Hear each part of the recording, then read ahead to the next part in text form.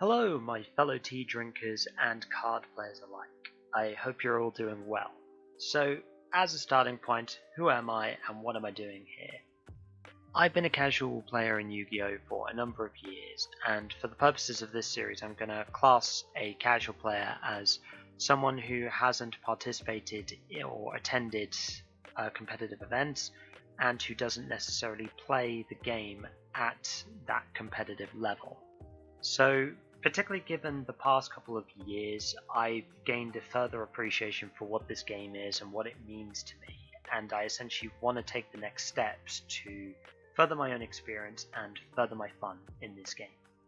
However, I am very aware that my skill level is probably not where it needs to be when it comes to a more competitive setting and level.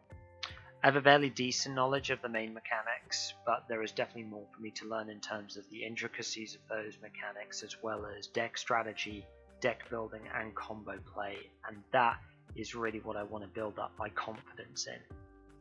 And that is what I want this to be essentially a record of, is ultimately the learning process as a whole, but also just my thoughts and feelings when it comes to, the specific mechanics of the game.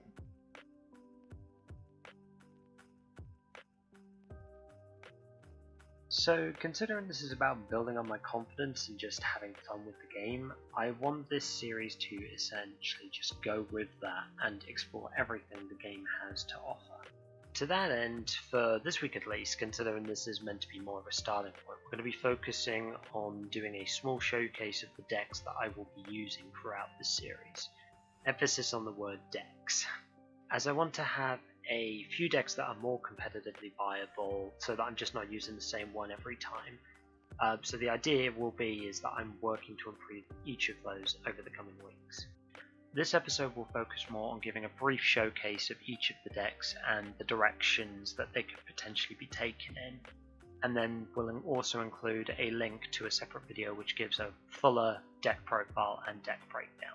And whilst we won't be looking at it in this video, we will also be exploring another fun part of Yu-Gi-Oh! Pack openings. So yes, I will be doing pack openings as well as buying singles.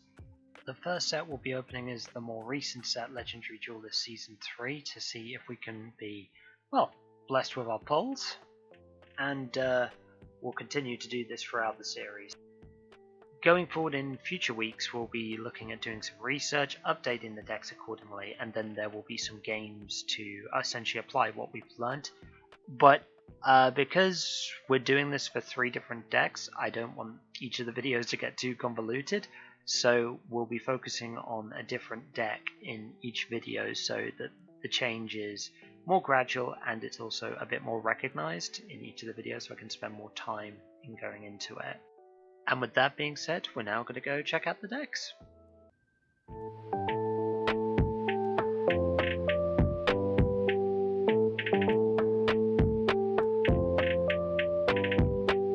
The first of the 3 decks is Mekk-Knight Orchest, which primarily focuses on control aspect, particularly with the World Legacy Secret Trap, and then maintaining column control through the use of the Kaijus, Mekk-Knight Indigo Eclipse, and the spell card Column Switch.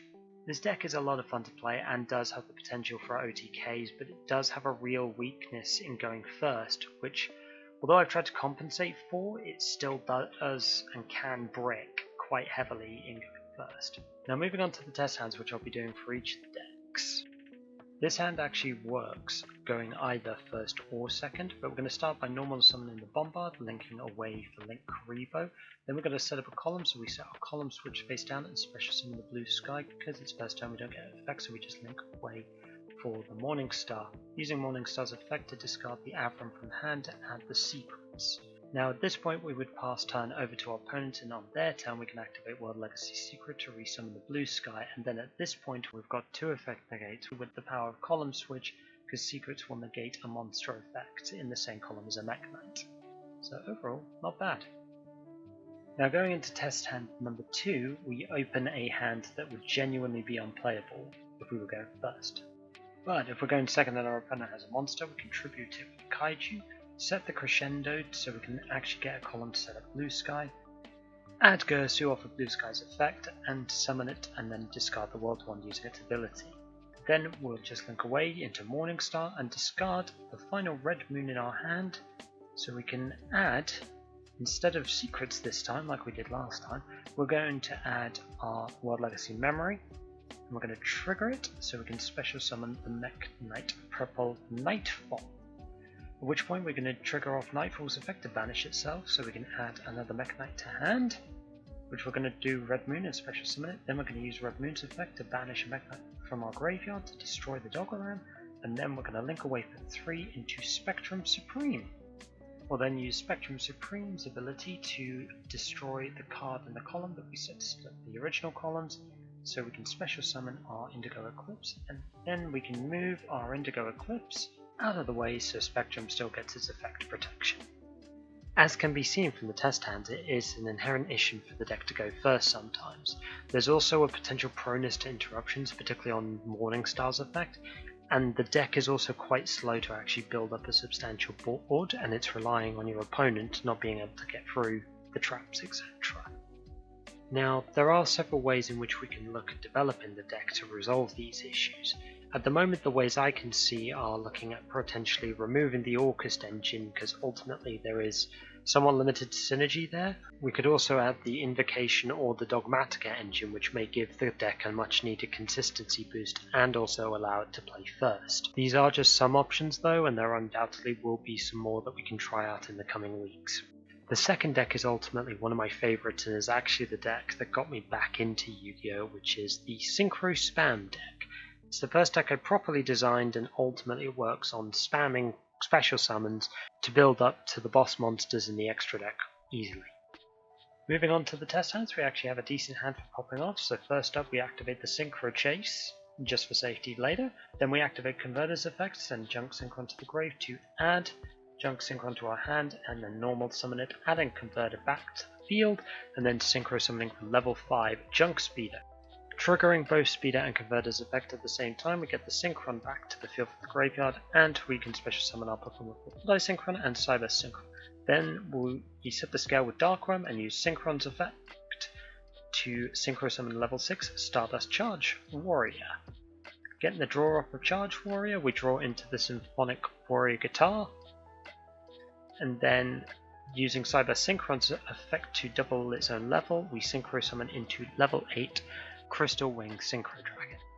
Moving on, we then set the scale with Guitar and use its effect to discard a card to special summon Symphonic Warrior Mikes straight from the deck.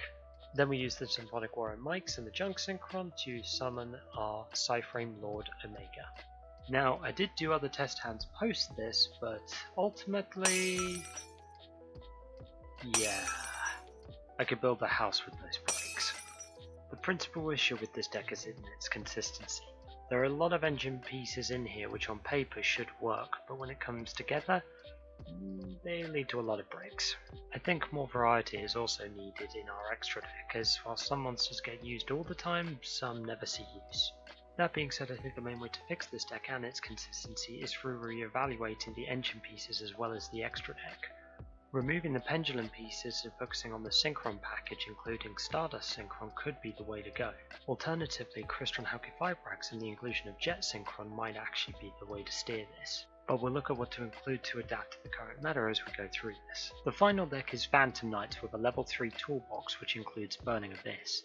This is the most recent deck I've created, and it was designed to be more competitively viable, primarily through the inclusion of hand traps and defense traps, but that is more based on what I think works with the deck rather than what is actually good against the current format.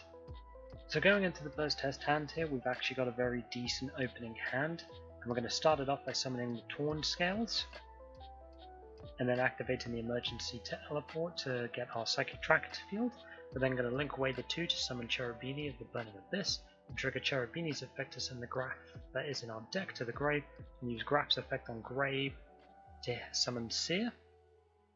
We're then going to use Seer and Cherubini to summon Rusty Bardish, which then is also going to trigger Seer's effect from grave to summon the Cherubini from grave. Use Rusty's effect to send Ancient Cloak to grave so we can set a Fog Blade directly from the deck. We're then going to use the Ancient Cloaks effect to add Silent Boots to our hand, which then also triggers off our Torn Scales effect to special summon itself to the field. Use Silent Boots special summon ability, and then we're going to link off for our IP Masquerena. Then use Silent Boots effect to banish itself to add a Fog Blade to hand and set that directly to field. Then we're going to set the Scythe and the Solemn Strike to our field, and then we're going to use the IP and the Cherubini to summon our access code Talker. So not a bad field for our opening turn. Going into our second test hand, I am actually going to skip over some of this because the combo is ultimately the same, but taken from the perspective of turn 2, we would draw our 6th card, which is our Kagemusha Knight. The combo ultimately stays the same except for just the additional Kagemusha Knight.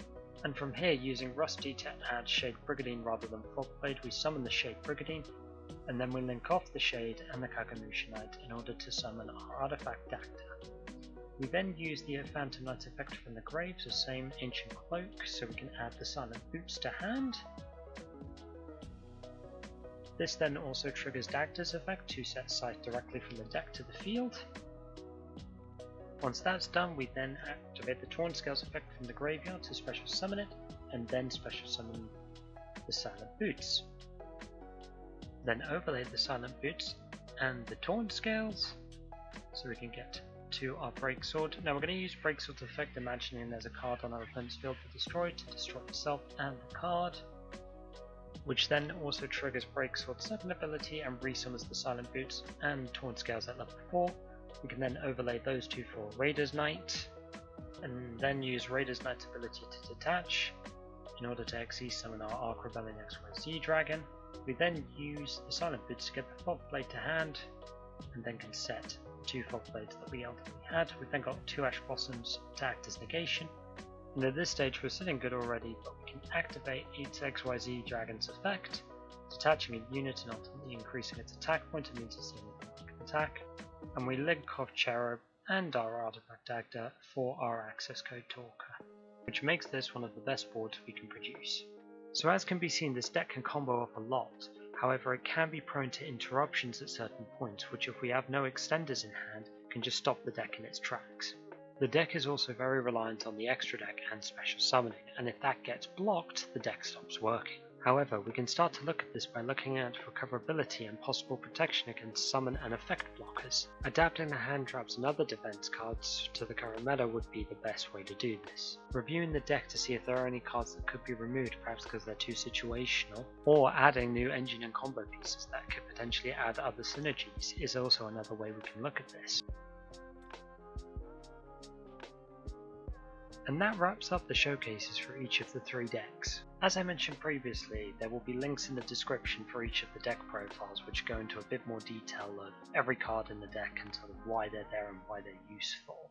There's a lot to take away from looking at these decks and showcasing, but now we have some clear ideas on what we can do with each of the decks as a development group, and I'm actually really excited to see on where they go from here. However, having said that, if anybody watching this does have potential ideas about changes we could incorporate or even potential other combo pieces we could add to improve the decks, then please do let me know, as I'm actually quite interested to get people's input on this. Right, I think that's everything I wanted to cover in here, and probably just as well too, because my throat's starting to get dry, so I think I'm going to go grab a cup of tea. But thank you very much for watching the video, and going into the next one, we'll probably start doing some research into actually the decks that are classified as meta, particularly with a change in format just around the corner, and see how we can adapt the decks to that. But until then, thanks again for watching, and hope you all stay safe and well. Cheers!